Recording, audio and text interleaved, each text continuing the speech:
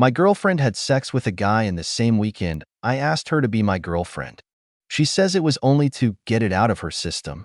I broke up with her, but friends say I'm overreacting. My ex-girlfriend is 29 and I am 33, and we were in a relationship for 3 months and dating for 4 before that. We weren't exclusive during those 4 months, and we were just casually dating. After 4 months, I realized how happy she made me and decided that I wanted to make it official. So, I asked her to be my girlfriend. She smiled and said she really liked me, but she wasn't sure she wanted to put a title on things, and asked if I would give her the weekend to think about it. I figured it was a blow-off, but on that Sunday, she called me up and said she was absolutely sure the answer was yes. We've been very happy and things have gone well, other than that we hadn't had sex yet. She said she wanted to wait until she was ready, which I've been cool with. I understand it, or at least I thought I did. So, this past weekend, she decided she was ready. I planned a big romantic dinner, took her to see a play, and showed her a very nice time. As we got back to my place, I joked that I was glad she was ready because it had been about a year for me. She laughed and said, "Yeah, I'm sorry." I replied that it was okay, and that I respected that she had to be ready because it was probably a while for her too. She started averting her gaze and said, "Well, not as long as you." I responded, "We've been involved for 7 months. How much not as long?" She wanted to drop the subject, but I was upset and kept pressing. She finally admitted that she had been seeing me and someone else at the beginning. She liked me more, but she already had a date set up with this other guy that weekend when I asked her. Her friend advised her to go on the date, have sex with the guy, get it out of her system, and say yes to me after so it wouldn't be cheating. She did exactly this, ended it with him, and called me up after. I told her to get out of my car. She started sobbing and apologizing, saying that it was a mistake. I told her I didn't care. I told her that she lied to me. As far as I'm concerned, she absolutely did cheat. She buried it for 3 months, and then acted like sex was something special and important to her when in actuality it was something to get out of her system with someone else. I told her it was over, and I never wanted to see her again. She begged me to forgive her, and I told her it's not happening. She's texted me numerous apologies saying she wishes she could go back and change it, and I've ignored her. Her friend, yes, the one that gave her the advice, called me up and said that I should be mad at her and not my ex. I replied that I actually am angry with both of them because they are both terrible people.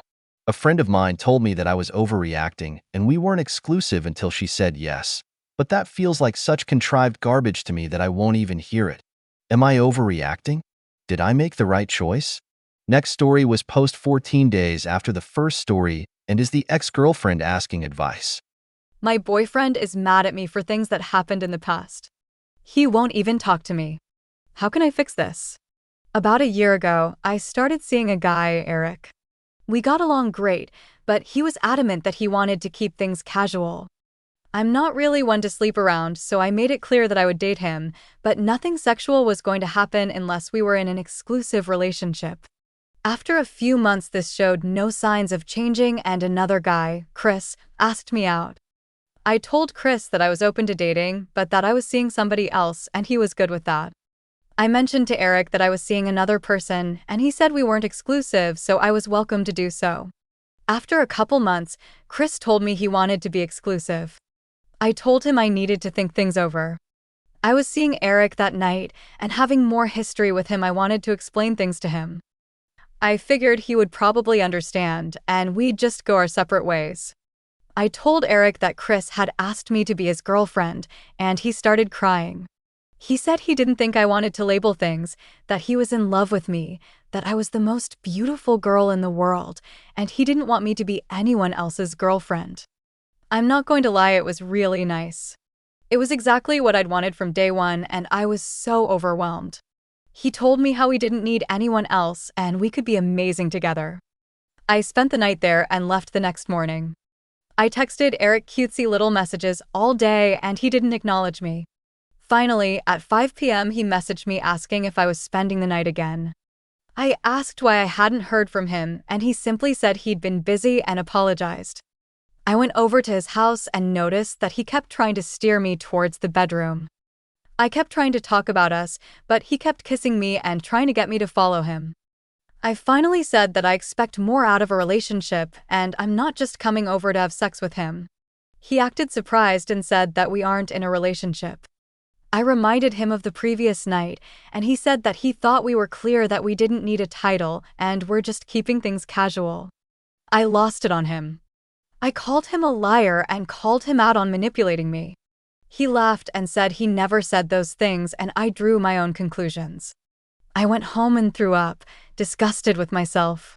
My best friend Dana came over and told me that Eric was a jerk and Chris was still interested in me. I said that Chris would never want me after knowing what happened. Dana told me not to tell him, since we weren't exclusive, it wasn't cheating and it wasn't any of his business. She said it was good to get Eric out of my system. I felt like shit, but I wound up saying yes to Chris. After Eric, I felt so gross and wanted to be sure that I was with the right person. The only thing I told him was that I wasn't ready to have sex because of some bad experience that I was still healing from. Up until last month, it has been the best relationship of my life.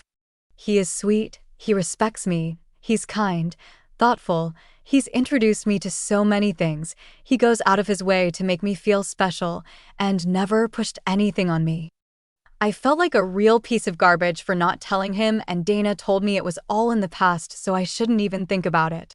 A couple weeks ago, the topic of the last time we had sex came up. I didn't want to lie, so I was honest with him. He looked like I had punched him in the stomach. He told me to go home and walked away. I chased after him and tried to explain, but I couldn't even get the words out. He walked into his house and closed the door in my face. I waited for 2 hours on his porch, texting him and begging him to please forgive me, but he never responded. He hasn't answered any phone calls or texts. He blocked me on Facebook, and I just don't know what to do. Dana tried to talk to him, and he actually responded to her, but it was basically to tell her to go away.